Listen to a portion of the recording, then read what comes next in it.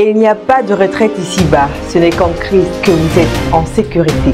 La citation est tirée du paragraphe 20 de la brochure intitulée L'écriture sur la muraille du prophète William Marion Branham, prêché le 8 janvier 1958. C'est par cette citation que nous vous souhaitons la bienvenue à cette toute première édition du mois d'octobre. Mesdames et messieurs, bonsoir. À la une de ce journal, rentrée solennelle des enfants de l'école du dimanche, c'était bel et bien ce dimanche 28 septembre 2025 dans les assemblées mères. Dès 8 heures, les portes des différents lieux de culte étaient déjà ouvertes pour accueillir les tout-petits. Venus nombreux, ils ont bénéficié d'un encadrement tout à fait particulier pour ce premier jour d'école. Retour sur cette journée bénie dans le 20h. Pour un dimanche particulier, ça l'était bien. Après la rentrée solennelle des enfants de l'école du dimanche, les adultes ont eu droit à une double bénédiction à la fois spirituelle et matérielle. Le révérend pasteur Lévi Kuete a géré le deuxième aspect en parlant de l'entrepreneuriat depuis le Yahshua Hamashiach Tabernacle. Vous l'écouterez à la fin de cette édition, il est l'invité du journal.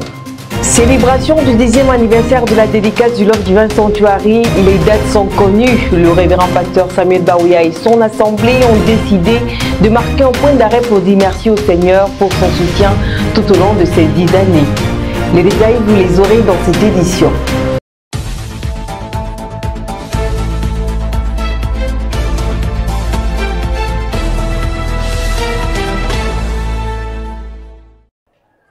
Dominical service at the Mother Churches this Sunday, 28 September 2025 went as accounted by Mary Sue. The Dominical service in the Mother's Churches of Love Divine Sanctuary, Shalom Tabernacle and Yahshua Hamashiach Tabernacle went as follows. After the praise and worship service done by the different song leaders of these mother churches, it was time to get connected to Yahshua Hamashiach Tabernacle in Yaoundé, where Pastor Barouya Samuel intervened. After giving the various announcements, we listened to a tape entitled The Church Order, preached on the 7th of October 1958 by Prophet William Marion Branham. A message where he clearly gave the role of the various church officials. At the end of the tape, Pastor Barouya Samuel invited Pastor Lévi Kuete for an exhortation that was not only of benefit to the Christians of Yahshua, but to each and everyone who had listened and who are still to listen. It's after him that Pastor Barouya Samuel, throwing some light, will lead the meeting till the end, with the prayer made by Apostle Élisée Bouddha. Les églises mères des trois coins du pays ont vibré d'une même voix dimanche dernier. Écoutons ensemble le reportage de Bertie Dibanjo.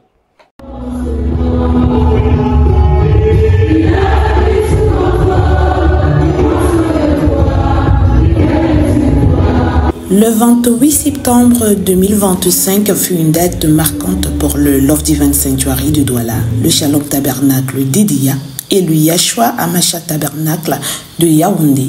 À Douala et à Idia, après leur service de louange respectifs, les deux assemblées ont reçu dimanche dernier le même message par vidéoconférence connecté au Yahshua Hamashiach Tabernacle de Yaoundé.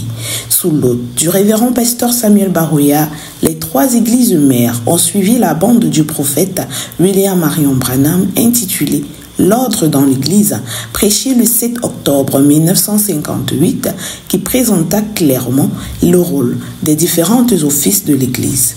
Par la suite, le révérend pasteur Samuel Barouya invita le révérend Lévi Kuete à apporter son exhortation. Le révérend Kuete appela les bien-aimés à travailler en supportant la souffrance et les encouragea à entreprendre, car le chrétien est celui qui doit posséder les meilleures choses. J'ai prêché dans mon église. Il n'y a pas de pauvres dans mon église. There's no poor in my church. Oui, frère, excusez-moi.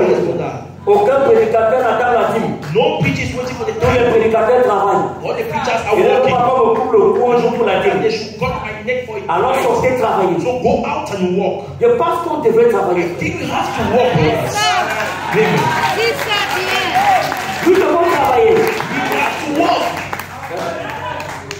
L'apôtre Paul l'a dit. Apostle Paul Je vais said la so. prier profondément de ces jours. Oh, Nous devons travailler, we frère. have to walk, brethren. Tout est résumé dans le travail. All is resuming work. Le révérend pasteur Samuel Baroya donna le mot de fin et la prière de fin fut dite par le pasteur Élisée Bouddha pour congédier les assemblées.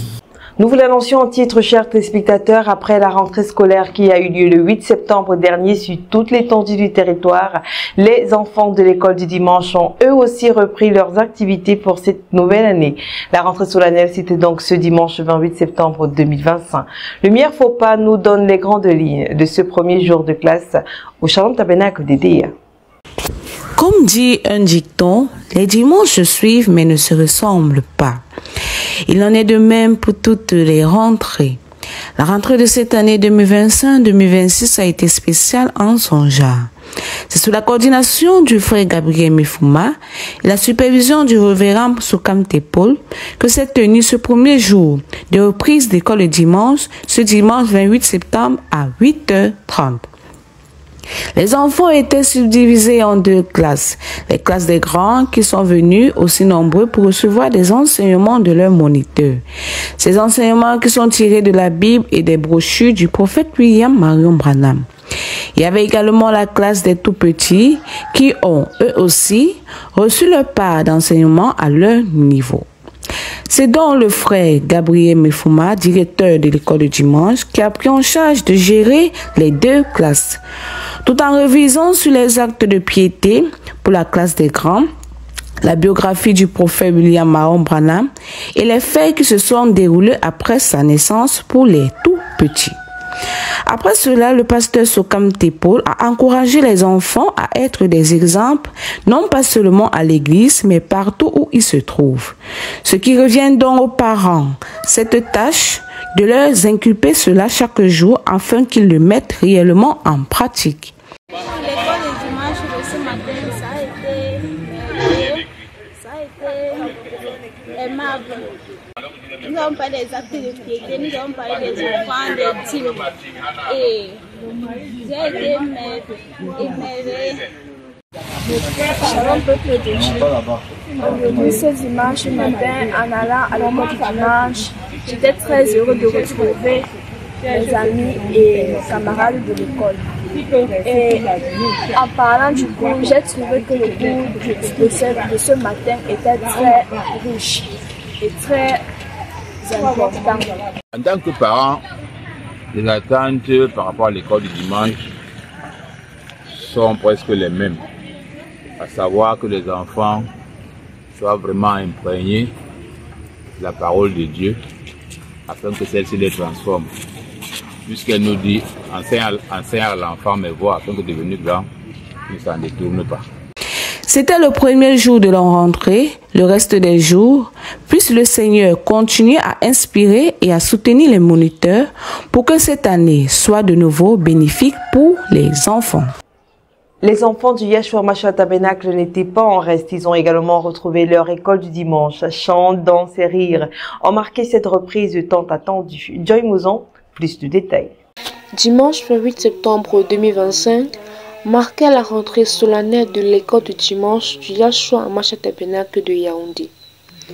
Après 3 mois de vacances, les enfants étaient ravis de se retrouver. Le petit Samuel l'a exprimé avec enthousiasme. Mes vacances se sont bien passées et je veux aussi parler par rapport à l'école du dimanche.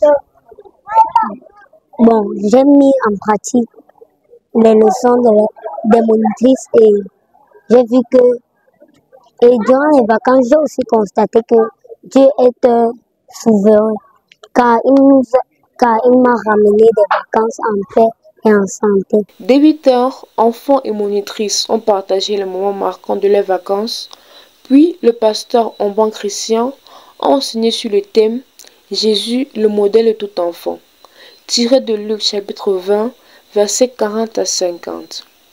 Salem a résumé la leçon en quelques mots. Shalom peuple de Dieu. En cette rentrée de l'école du dimanche, j'ai retenu que l'enfant Jésus était toujours assis au temple aux affaires de son Père. Et comme lui, nous aussi nous devons être assidus au temple et toujours servir le Seigneur. La séance s'est achevée par une prière. Entre chants, danse et rires, chaque enfant repartit avec un message à méditer. Samuel et Daniel nous le confirment. J'ai retenu à l'école du dimanche que Jésus restait à tout moment au temple, que nous aussi nous devons rester au temple en écoutant la parole de Dieu pour avoir la vie divine. Dans quelques mois, le Love Divine Sanctuary sera l'épicentre de la ville de Douala. Elle soufflera sur la 10e bougie de sa dédicace. Au sein de l'église, tout le monde est déjà mobilisé pour ce grand événement prévu pour le mois de décembre 2025. Le compte à rebours est-il véritablement lancé? Un reportage de Jérémy Ontigui. Welcome, welcome, welcome.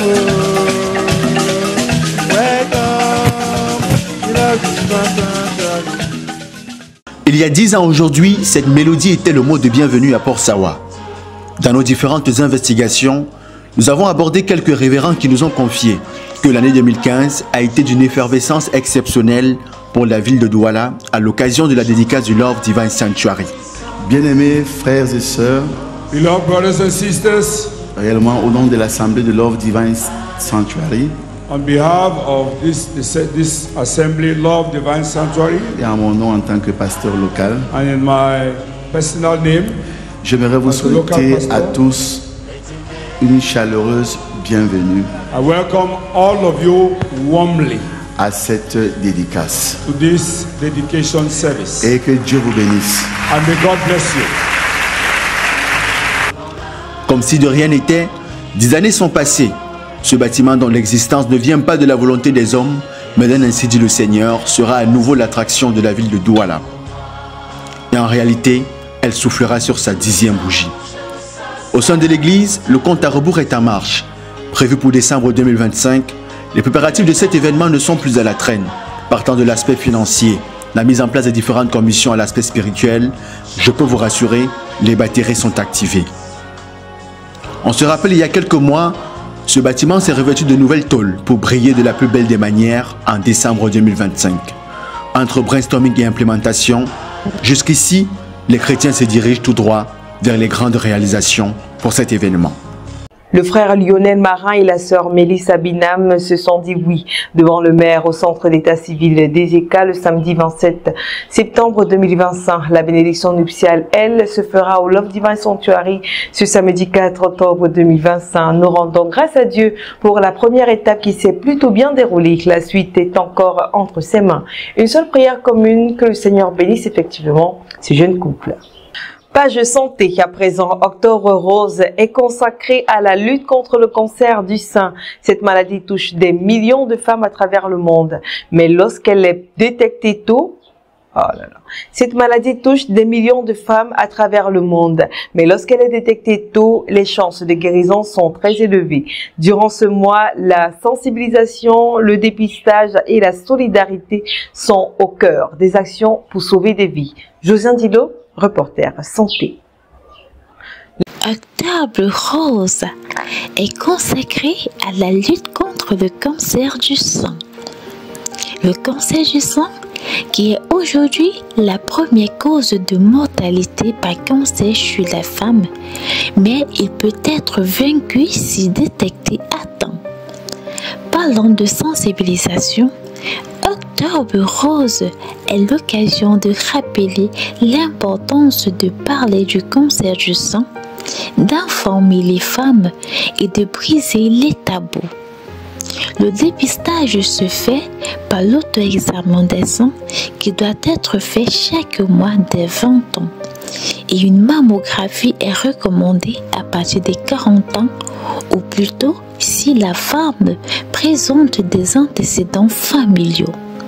Comme conseil, consultez sans attendre un médecin en cas de boule, écoulement ou changement d'aspect du sang. Adoptez une bonne hygiène de vie, alimentation équilibrée, activité physique régulière, pas d'alcool et du tabac réduisent aussi les risques.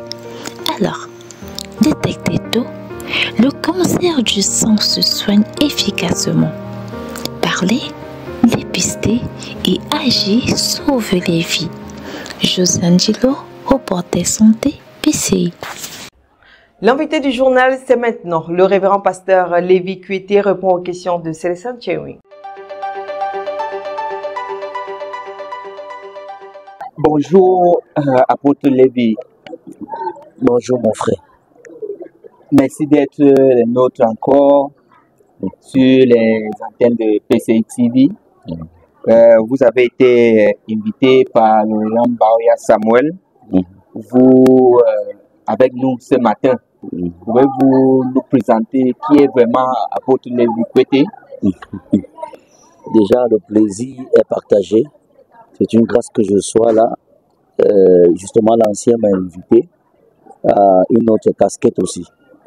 En dehors de Dieu, je suis un entrepreneur, je suis un homme d'affaires chrétien et qui a beaucoup de structures et qui offre des formations pour aider le peuple de Dieu, les enfants de Dieu, afin qu'ils ne puissent pas demeurer comme ça sans rien faire.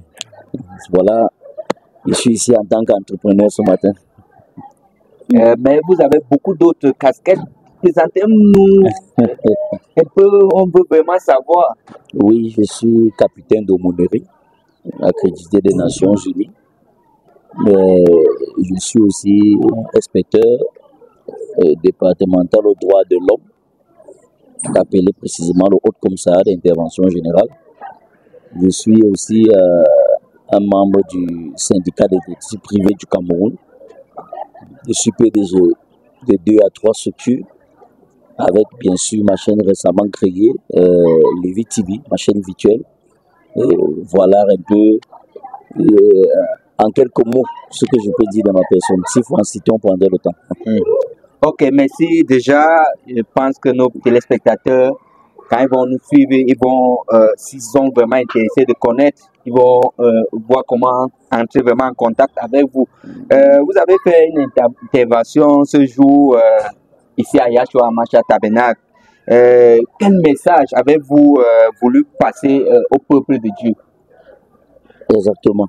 Ce que j'ai essayé de faire comprendre au peuple de Dieu ce matin, précisément les chrétiens d'ici et d'ailleurs de partout, c'est les montrer le problème que l'Église a. L'Église traverse des sérieuses difficultés. Et ce sont des facteurs qui nuisent même au fonctionnement de l'Église et à l'épanouissement d'autres relations avec Dieu, de chaque chrétien. Alors il fallait que je montre aux chrétiens que la raison pour laquelle Dieu nous a créés, nous a mis sur terre, c'était pour venir travailler.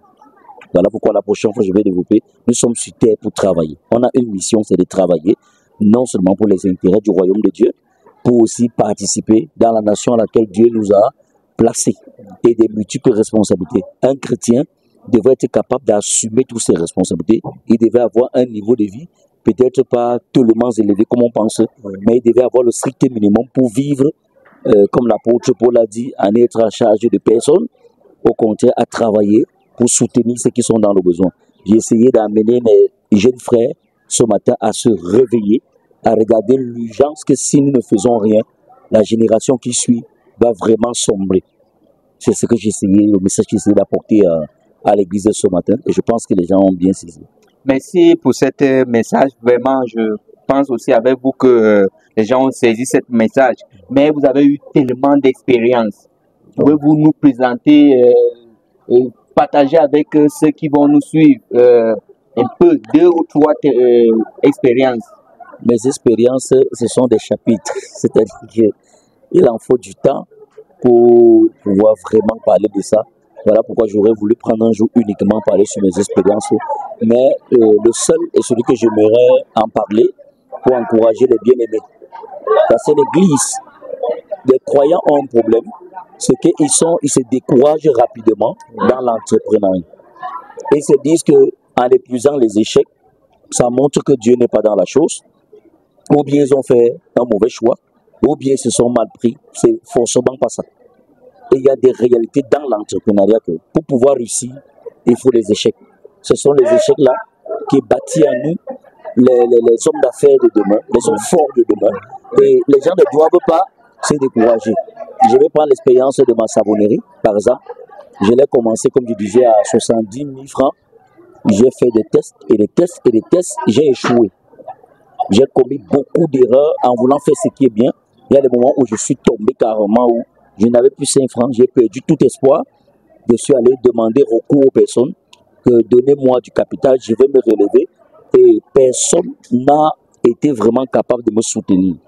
J'ai dû laisser abandonner cela pendant quelques mois, mais il y a une force qui revenait toujours en moi, qui non, ne baisse pas les bras, ça c'est le parcours d'un héros. Un héros, ce qui caractérise un héros, ce n'est pas le nombre de victoires qu'il a, non, c'est le nombre d'échecs, et de jours aux gens, qu'il peut rencontrer. C'est ça qui fait de lui l'homme fort. Et c'est où je me suis relevé, avec une très grande force. Quelque temps, le gouvernement m'a appuyé, m'a soutenu, et mes produits ont commencé à faire le tour, et les gens ont commencé à apprécier ce produit, mais il est venu des larmes, des douleurs, et beaucoup de souffrances d'ailleurs. Donc, les chrétiens doivent apprendre à vivre cette expérience, et ils ne doivent pas avoir peur de se lancer. Ça, c'est ce que je peux dire sur ma petite expérience en ce qui concerne l'entrepreneuriat. Il y en a tant d'autres, mais je préfère celle-là. Merci déjà vraiment pour cette expérience. Je pense que ça va encourager beaucoup. Mais avant de nous laisser, ceux qui nous suivent présentement et ceux qui vont nous suivre plus tard, pouvez-vous dire un mot qu'ils emportent avec eux? Le même mot que j'ai dit tout à l'heure, pendant que j'étais en train d'apporter la parole à mes frères, aux gens qui m'écoutaient, tu dois être toi-même. Ne cherche pas à ressembler à quelqu'un d'autre. Ne cherche pas à imiter quelqu'un d'autre. Sois juste ce que Dieu a fait de toi. Et le mot final, beaucoup de gens croient en Dieu. Ils croient au pasteur, mais ils ne croient pas en eux-mêmes. Et l'un des facteurs qui trouble l'entrepreneuriat, c'est que les gens ne croient pas en eux-mêmes. Ils sont limités dans leur façon de croire ou d'imaginer les choses. Ils se disent, ça c'est pour telle personne de telle catégorie. Ça c'est tel qui mérite ça. Ça c'est tel qui a fréquenté qui peut faire ça. Ça c'est tel. Ils s'excluent carrément du lot. Et quand tu t'exclus, en te lançant dans une affaire, sois-en sûr que tu as 100% d'échec déjà. Donc, ce que je peux dire à mes frères, comme je disais tantôt, ils doivent apprendre à croire en eux-mêmes, à croire en ce que Dieu a mis à l'intérieur d'eux, et de ne pas être découragés ni avoir peur lorsqu'ils veulent se lancer dans quelque chose. Ils doivent se lancer avec courage, détermination, et en foi que Dieu les soutiendra dans ce qu'ils sont en train de faire. Merci vraiment, apôtre Lévy, d'avoir répondu à nos questions. Nous sommes vraiment contents de vous avoir sur nos antennes. Et nous pensons que PCI TV est vraiment disponible pour vous accompagner dans ces multiples projets que vous nous avez parlé. À très bientôt sur nos antennes. Merci beaucoup, mon précieux. Que Dieu vous bénisse. Amen, amen, amen.